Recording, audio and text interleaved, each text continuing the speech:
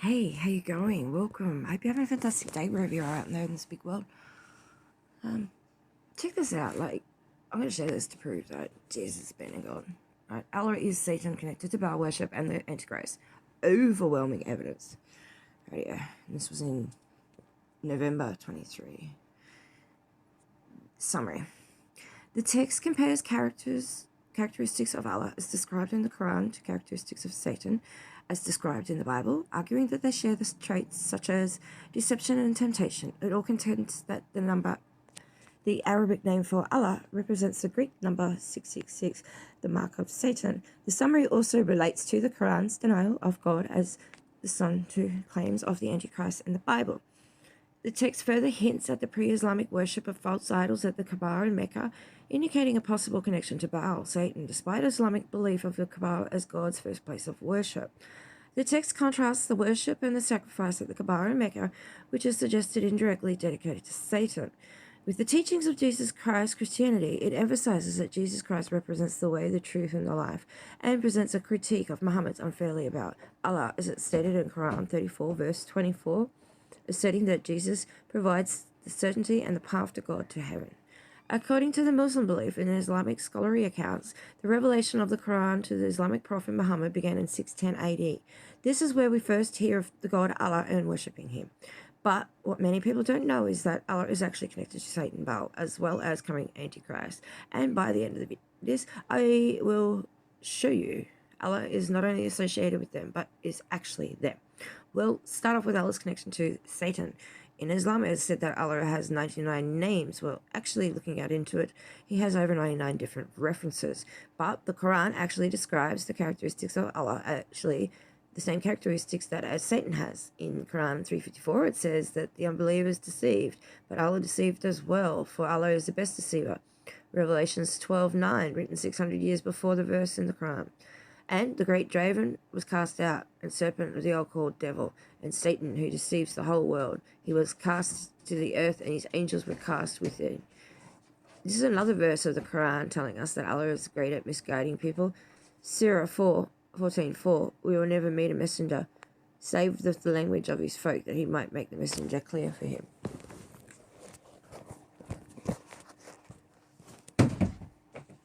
Then Allah said, whom he will stray, and guideth whom he will. And he is mighty and wise, but here is what the Bible has to say about an entity that is good at misguiding people. 2 Corinthians 11:14 through to 15. And it's no wonder, for Satan himself disguises himself as an angel of light. So it's no surprise if his servants also disguise themselves as servants of righteousness. Their end will correspond to their deeds. If Allah is out there misguiding people and he's tempting them away from the truth, James 1:13 tells us, no one say when he is tempted, I am tempted by God, for God cannot be tempted by evil, nor does himself tempt anyone. Now, we'll look at how Allah's name is written in Arabic. It actually looks like how it is in Greek, and it's told us that number 666 marks the beast as well as the codis. Vernaculus tells us of the mark. After we look at this, we'll look at the absolute proof that the worship of the Kaaba in Mecca, the most holiest site for Muslims, is actually tied to what was founded upon the worship of Baal and false gods, and how this actually exact worship that continues to the very day. When I first saw the Codex Vaticanus, I was literally shocked because I could read the text. It was Arabic, and as I look at it, it had what was thought these symbols, and this in a very kind of circular way. And then you had this symbol. All right, now this is an Arabic word. You can film it and then ask any Arab what is the word, BISM, in the name of. And this word, you can ask any Arab what this word is, BISM. Allah in the name of Allah was on the badge, and people put it on their foreheads. It's like the Fez hats. The Fez hats are red because it represents the blood, the slaughter of the innocent Christians, the Muslims done. As John documented what he saw on the godly video God showed him, and what the symbol of Islam, which is the two swords, and that is the symbol of Saudi Arabia, is the symbol of Islam for yawns of time.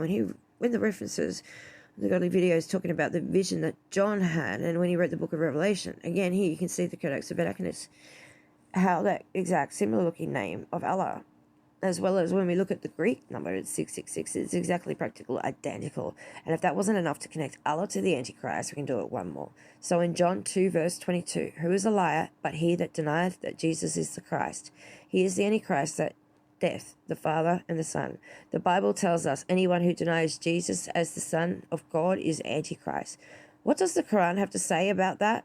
There's over 13 verses in the Quran that say that God does not have a son. And here is just two of them that say praise to Allah, who has not taken a son and has had no partner out of the weakness, and glorify him with a great glorification, to warn those who say Allah has taken no son. This brings us back to now history, beginning with the Kaaba and Mecca, the most holiest site for Muslims, and we can actually see how there's a connection here to the Baal worship. But it's not only that, but that the worship of the Baal is the worship of Satan. Jesus tells us himself. We'll connect this right now. At the Kaaba is the holiest city, a holiest and most sacred site to the Muslims in the city of Mecca, which is the utmost importance to Islam.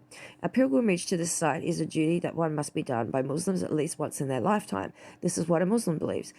As to how the Kaaba began, Mecca is also significant because it is considered to be the first place on earth that God Almighty worshipped alone. So it was on the very spot that Abraham and his son Ishmael built the first house of worship to God. No, God came on Mount Sinai. That's not right. When Abraham and Ishmael had finished building the sacred house, there was still one brick that had to be put in its place. So Abraham sent his son Ishmael off to find a unique stone that he could put in there. But God Almighty destined that the final stone would not be from material of this world, but instead a stone directly from the heart of the paradise. The angel Gabriel brought down the stone to Abraham and proceeded to put it into its proper place. It is said that the stone, when first come down, it was pure white colour, but due to the impurities of the world and the sinfulness of man, the stone slowly began to fade and eventually turned black. This is the story that Islam teaches. But what they don't tell you is that this site, what's going on way before they started worshipping Allah. And what is it was a house and a place of worship for false idols. Hundreds of years before Muhammad was even alive, someone by the name of Ammar went off to a distant land, found an idol, brought it back to Mecca. They set up the Kaaba and they began to worship false idols there. Ammar was so impressed by it all, he had seen that before leaving, he asked if he could take one of the idols back home with him. The people agreed, and so Ammar took the idol and placed it along with the other goods and merchandise in his caravan. He then set out southwards back towards the city of Mecca. When Ammar rode back home, he immediately took out the idol and placed it right in front of the sacred house. He then proceeded to tell the people that this is now going to be the God that they worship. Sadly, this concept failed little, if no, resistance, and as time passed, the people began to worship more and more different idols until it is said by the end of the 6th century, there were over 360 different idols surrounding the sacred house in Mecca. One of the main, if not main, false idols that is worshipped at the Kaaba was Habal. Habal was worshipped in pre-Islamic Arabia. He was a human figure and was to believe to control the acts of divination, such as throwing arrows towards the statue and the direction that the arrows landed, answer specific questions. Some scholars reference Hubal as a lunar deity tied to the trinity of the moon, father, sun, mother, and the evening star, the planet Venus, as their sun. Interesting. When we look at one of the most well-known symbols of Islam, it's the crescent moon and a star. And there's even a story of a father sacrificing his son at the Kaaba to one of the gods. Again, this was hundreds of years ago before Muhammad, which means hundreds of years before Allah. Abd al-Muttalib said someone who dug a well known as Zamzam well, the Quraysh tribe tried to stop him from doing it, but one of his sons stood guard and protected it against their protests. He vowed that if he were to have 10 sons to protect him, he would have sacrificed one of them to the god at Kaaba. That's just wrong. That's so wrong. Excuse me, I'm just going to have a drink of water.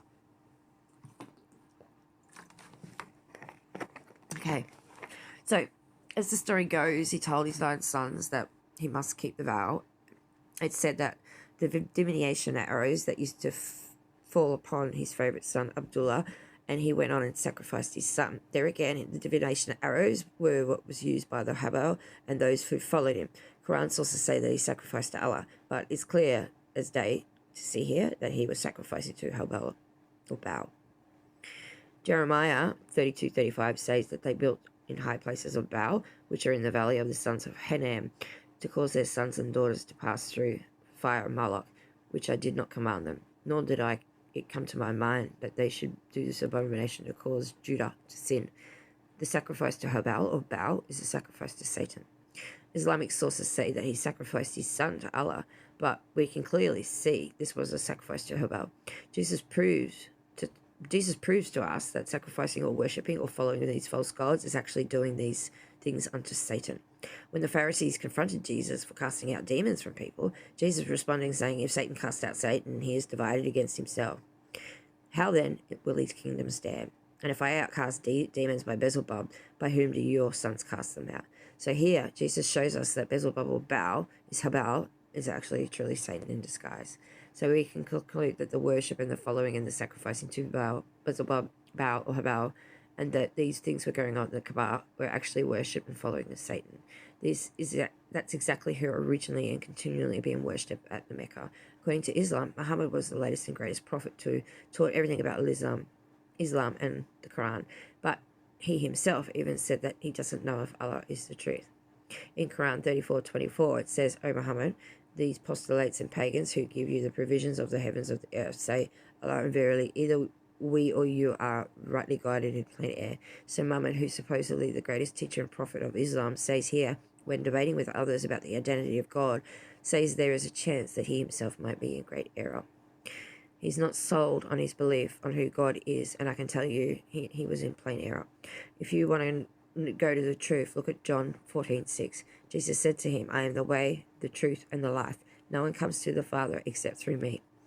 I hope you've given yourself fully unto Jesus, and you can confidently say that you are not in plain error.